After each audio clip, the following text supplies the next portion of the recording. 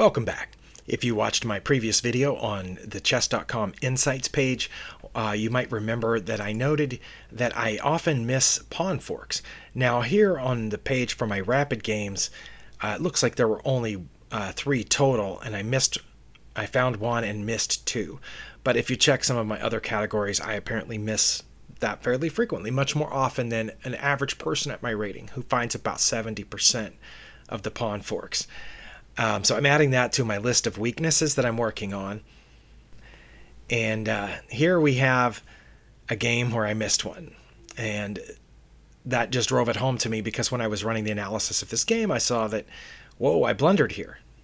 Now, if you can see Stockfish's rating over on the left, can you? Yes. You can see that I have a significant advantage in this position on move 11, which is pretty good if you're playing with the black pieces.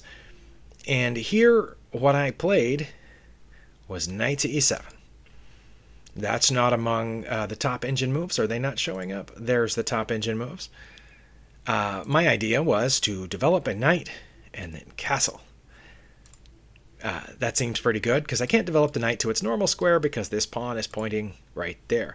So my idea was to develop the knight to e7, which adds a degree of protection to this pawn, also protects this bishop, and prepares to possibly come out here and challenge that knight, and from there attack the pawn this way, while my king would be safely castled. Queens are off the board.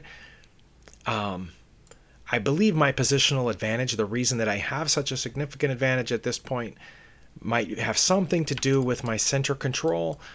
And if they decide to trade bishops, I will trade back. But what I completely missed was the reason I have a 6-point advantage here is because of the pawn fork. Yeah. And I missed it. So I did play knight to e7, but I did not see this pawn fork. So that turns out to be one of the weaknesses that I'm adding to my list, things I need to work on. Because here, white does have some options. It looks like their best option is to just go ahead and put their pawn there, in which case I would still be forking these pieces. And it says that if they did that, I would not take it, even though it appears free, I guess because that would give black this opportunity. My plan would be to drop back here, pointing at this undefended knight. So then they would have the choice of taking the pawn, which it says is their best move, and letting me have the knight for free, well, for a pawn.